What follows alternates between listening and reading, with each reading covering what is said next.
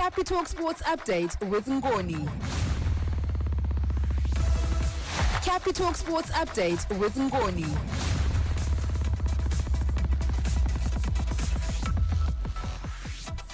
It's a beautiful morning to you. I am Gwadinzasha Mtas with latest in sport. Coming up, we talk Euro 2024 as England and Spain are through to the quarterfinals. Details shortly, but first in your local sport. Tributes continue to pour in for the late Dynamos and Gunners striker who passed on in Harare on Friday. Who passed on in Harare at the age of 40. That's Norman Maroto. Footballers Union of Zimbabwe President Desmond Maringwa gave an emotional tribute to Lumumba, as Norman was affectionately known at Rufaro Stadium over the weekend.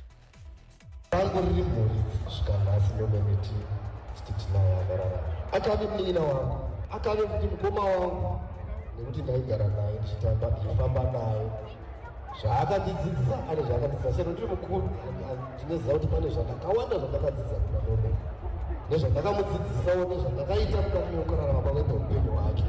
Zvinhu zvandisingakwanisi kuti ndinogona kuita zuva rese kana kuti ndinogona kunyora bhuku chairo nejeni yandakafamba nayo naNorman. Handina kuziva kuti zuva ranhasi ndichayo munhu wekuti ndinenge ndichikwanisa kuti ndoradzika Norman.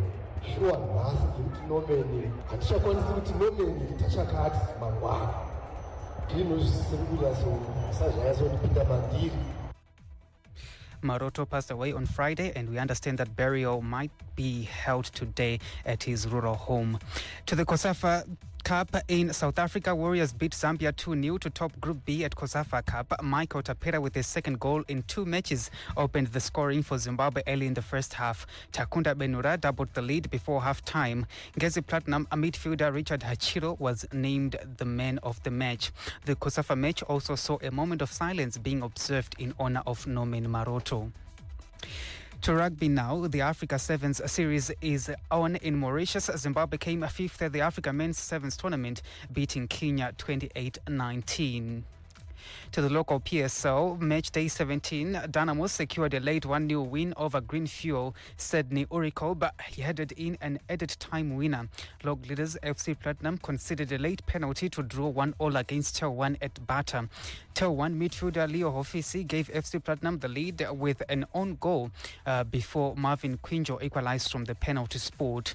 Peketa Minerals and Wange drew 2-0. Chekuchi Pirates beat Areno Movers 1-0. Chickenin and Herenchos drew 0-0.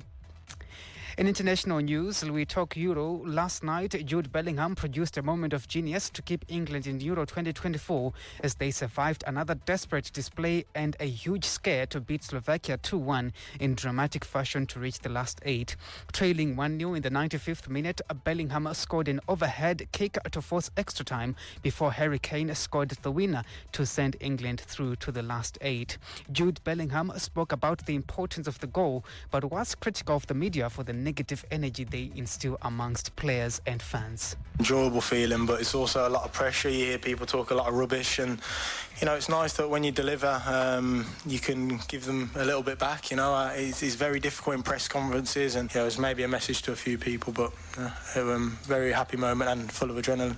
There's a few nice ones, ones that mean a lot to me personally, like my first goal for Birmingham, Dortmund, Madrid. They're always special ones. Elsewhere, Spain set up an eagerly anticipated quarter-final with hosts Germany by overcoming an early-on goal to thrash Georgia 4-1. Rodri opened the scores for Spain in the 39th minute before Abian Ruiz, Nico Williams and Dani Olmo added their names to the scoresheet and gave Spain victory. Action continues tonight as the headline game is on between France and Belgium. And ahead of the game, a former French player who won the World Cup and Euros with the French team, Frank Leboeuf, says it will be difficult for France to win against Belgium.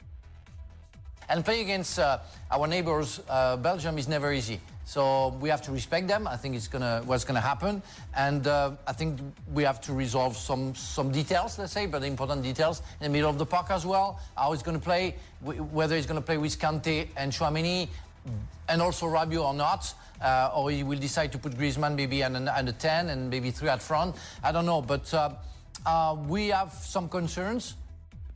The match is on at 6 p.m. and then at 9 p.m. Portugal face Slovenia.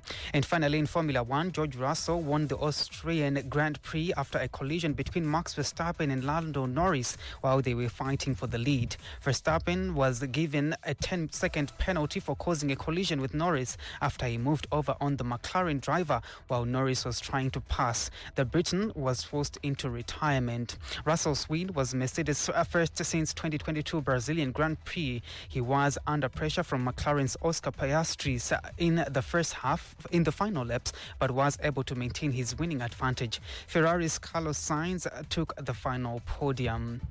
And that's your sport for this hour. Back again in the next hour with another sports update.